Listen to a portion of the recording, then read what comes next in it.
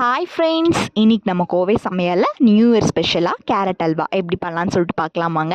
அதுக்கு முன்னாடி எல்லாத்துக்கும் கோவை சமையல் சார்பாக இனிய புத்தாண்டு நல்வாழ்த்துக்கள்.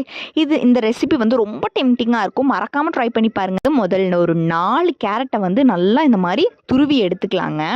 அதுக்கப்புறமா ஒரு பேன் எடுத்துகிட்டு 1 ஸ்பூன் அளவுக்கு நெய் சேர்த்துட்டு முந்திரி திராட்சையை நம்ம ரோஸ்ட் பண்ணி எடுத்துக்கலாம்.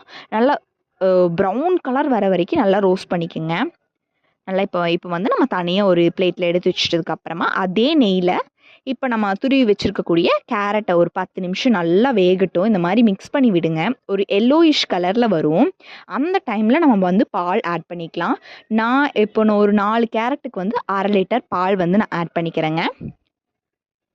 நல்லா மிக்ஸ் பண்ணி விட்டுட்டு ஒரு 20 நிமிஷம் நல்லா இந்த மாதிரி பாலில் வற்றி நல்லா சுண்ட ஆரம்பிக்குங்க. நல்லா சுண்டி இந்த மாதிரி இப்போ கொஞ்சமாக பால் இருக்கிற டைமில் இப்போ நான் இதுக்கு 1 கப் அளவுக்கு சர்க்கரை நான் ஆட் பண்ணிக்கிறேன்.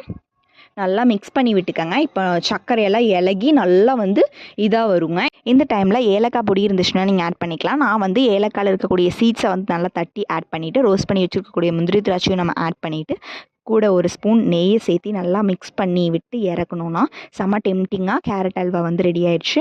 மறக்காமல் ட்ரை பண்ணி பார்த்து நியூ இயரை என்ஜாய் பண்ணுங்கள். அதுக்கப்புறமா நம்ம சர்வ் பண்ணலாம். இப்போ பிளேட்டில் போட்டு அது மேலே முந்திரி திராட்சை பாதாம்லாம் தூவி விட்டு சாப்பிட்டோன்னா செம்ம டேஸ்டியாக இருக்கும். மறக்காமல் ட்ரை பண்ணி பார்த்துட்டு எப்படி இருந்துச்சுன்னு சொல்லிட்டு கமெண்ட் பண்ணுங்கள். பிடிச்சிருந்துச்சு அப்படின்னா கோவை சமையல் சேனலை சப்ஸ்கிரைப் பண்ணிடுங்க. தேங்க்யூ ஃபார் வாட்சிங்.